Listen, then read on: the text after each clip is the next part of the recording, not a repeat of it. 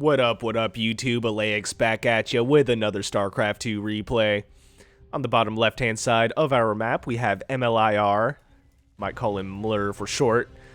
On the top right-hand side of the map, we have our blue Protoss player, Joaquin. This Nexus is flashing quite a lot. Let me look at this guy's APM here. Oh, almost 400. He must just be spamming his hotkeys right now. This is what I believe a Diamond versus Diamond replay, but Joaquin has yet to be ranked as per the loading screen, so we'll see. We'll see how good this player is here, but I do know that MLIR is a Diamond player in this replay here. So I'm curious to see how this game will turn out. Let's go back to the production tab. Nothing crazy right now. It looks like it's going to be what I want to say is a gateway expand from our blue Protoss player. And it looks to be a hatchery first for our red Zerg player, MLIR. So far, so standard. Nothing too crazy. Doesn't look like there's going to be any sort of cheese coming from either player anytime soon. We do have a scout coming in for our blue Protoss player. Now, as a Protoss player in PvZ, I really do like scouting. There's so much crazy cheese involved with playing against Zerg sometimes that I just like to know what Zerg is doing immediately, so I know how to prepare. Right now, Joaquin does see that there's nothing crazy going on, does see that this is going to be a hatchery first, followed by an extractor spawning pool play. Obviously, speedlings will be a thing, but not anytime soon. We do have our Nexus here, not quite halfway finished. Hatchery will finish here for MLIR in just a second here. We always like to see a standard game. Cheese is fun to watch, but standard games, there's nothing wrong with it at all. We do have MLIR coming in to check out the natural here with this Overlord.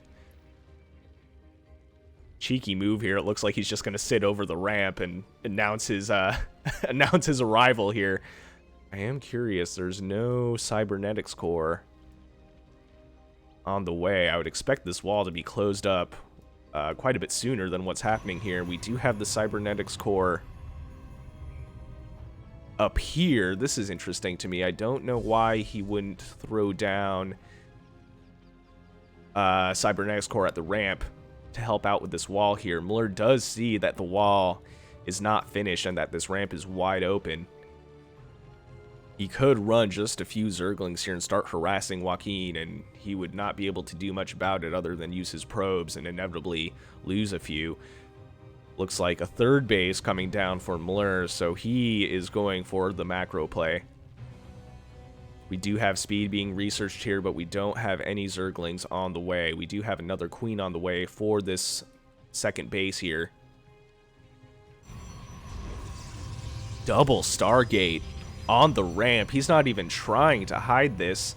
It's possible he felt that he wanted to put it on the ramp instead because the Overlord is way up here.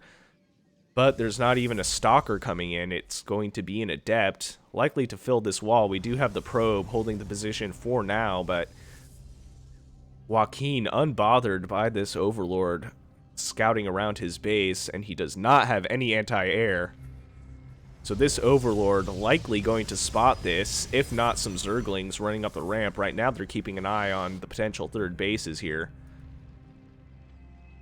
Chrono boosting out the Void Ray. MLIR will see this and have plenty of time to prepare.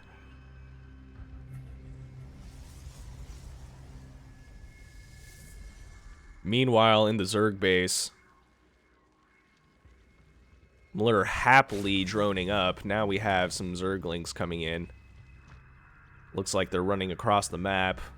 MLIR does see that there isn't much outside of what is going to be two Void Rays and an Adept here.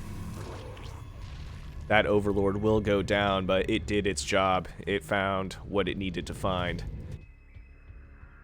This gives MLIR a pretty big advantage, because scouting Skytoss early on will allow him plenty of time to prepare here. Going for this third base immediately. Joaquin not getting the cancel on that. That's huge for MLIR. We have an Oracle that came into the party just a bit too late. Hey, where is everybody, right? Oh, no. That hurts a little bit for Joaquin. It's not the end of the world, but not getting the cancel on that third base cost him 400 minerals that MLIR stole for free. We do have 2 Void Rays here in MLIR's base. This queen potentially going to go down. Gets healed by its family here, forcing the Void Rays to run away. That is, what is that? 6 queens against 2 Void Rays. Not a chance. Not a chance for those Void Rays. Oh man, looks like we do have these Zerglings running around, being a nuisance. 13 kills on this Oracle. It looks like a defensive Oracle. I would like to see this Oracle go to the Zerg base and throw down some harassment here. It's not really useful right now, just floating around. I do like MLIR's map control here, though, with these speed links. Forcing Joaquin to attempt to throw down this base one more time here. We do have the defensive Oracles and the few Void Rays finally protecting this Nexus. It will likely finish at this point. We only have a few Zerglings left. This one keeping an eye on what is now going to be the potential 4th base. Joaquin is committing to this Stargate play, but we're not seeing a lot of army units being pumped out of this. We do have a forge going down. We do have two cybernetics cores for those upgrades. Roach Warren just now getting placed down. MLIR, totally unbothered by what's happening here, decides to go for the 4th base. Happily droning up. Let's check out the units here. 73 workers to 53. It looks like MLIR is way ahead in worker supply. We do have 3 Void Rays here immediately getting chased off by the angry family of queens here. They are getting potentially some scouting information, but ultimately Joaquin's going to need more Void Rays than this to cause any sort of damage to our Zerg player here. We do have a wall of two Adepts. The Void Rays going back home. It looks like Joaquin might be transitioning into ground units. I'm not necessarily mad about that, because right now, for the time being, MLIR does expect more Sky Toss, and if Joaquin goes for a quick transition into ground toss, excuse me, that might cause an overreaction in anti-air for MLIR. But so far, we only have 4 Void Rays. Looks like this queen may go down, caught alone. Nope, it is once again saved by the family of queens here. These Void Rays forced to retreat. I gotta say, Joaquin does have decent control on these Void Rays. They've survived quite a long time here. 1 kill, 6 kills on this Void Ray. 4 kills on that Void Ray. They are being relatively cost effective here, but they're not doing quite as much damage as they need to be doing. MLIR is doing a fantastic job of playing macro right now and keeping his bases safe.